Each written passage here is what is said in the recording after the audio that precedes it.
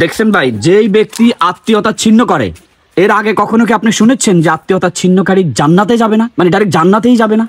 AHPTV, surviving in the way of Allah. যে কোনো একটা হাদিস বলেন যেটা মানুষ উপকারে আসবে।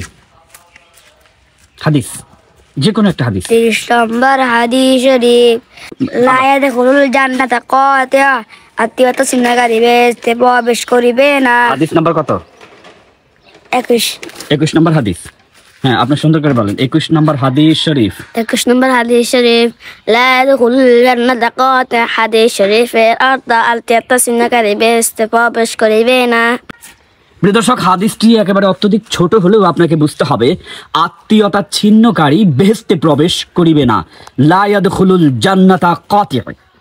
আত্মীয়তা যদি আপনি ছিন্ন করেন, মানে আত্মীয়দের সাথে যদি সংশ্লিষ্টতা না রাখেন, মহব্বত না রাখেন, যোগাযোগ না রাখেন এবং রাগ করে যদি কাট করে দেন, মনে রাখবেন জান্নাত আপনার জন্য হারাম ঘোষণা করেছেন আমাদের প্রিয় নবীজি।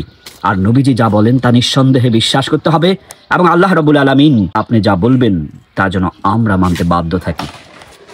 দেখছেন ভাই, যেই ব্যক্তি আত্মীয়তা ছিন্ন করে, এর আগে কখনো কি আপনি শুনেছেন যে আত্মীয়তা ছিন্নকারী জান্নাতে যাবে না, মানে ডাইরেক্ট জান্নাতেই যাবে না? জি না, জানি না। আল্লাহু আকবার, হাত মিলেন আপনি। প্রিয় দর্শক, দেখেছেন আমার এই ভাইকে দাঁড়িয়ে আল্লাহ পাক ওনাকে কবুল করেন, অনেক দুঃসাহস। উনি সাহস করে বলেই ফেলেছেন যে আমি এর আগে কখনো জানতামই না আত্মীয়তা ছিন্ন করলে বেহেশতে প্রবেশ করবে না। দেখেন, একটা হচ্ছে খেটে খাওয়া হাত, আরেকটা হচ্ছে লেখাপড়ার হাত। এই জন্য বলেছেন যে ব্যক্তি লেখাপড়া করবেন সে ব্যক্তি গাড়ি ঘোড়ায় সরবে সে, গাড়ি ঘোড়ায় সরবে সে। এটা কি আপনি পড়েছেন নাকি শুনেছেন? পড়ে নয়, শুনছি। ইয়া মাশাআল্লাহ, ওনার তো অনেক সাহস, উনি সুন্দর করে কথা বলেন। আচ্ছা, আপনি কি জানেন, আমরা তো আগে জানতাম না যে আত্মীয়তা ছিন্নকারী বেহেশতে প্রবেশ করবে না। আপনি আগে এটা জানতেন না, আজকে জানার পর আপনার কাছে কেমন লাগছে? খুব আনন্দিত লাগছে। মানে আনন্দ লাগছে না ভয় লাগছে যে আত্মীয়তা যদি ভঙ্গ করে তাহলে তারা জাহান্নামে যাবে? আবার আপনি জেনেছেন আজকে, তাই আপনার ইসলাম সম্পর্কে ধারণা হয়েছে, তাই আনন্দ লাগছে, তাই না? জি, আনন্দ লাগছে। আচ্ছা, এখন যারা আত্মীয়তা ভঙ্গ করে তাদের জন্য কিছু বলে। ভাই, আমরা মুসলমান, একের পর একজনের প্রতি পারাফেসি।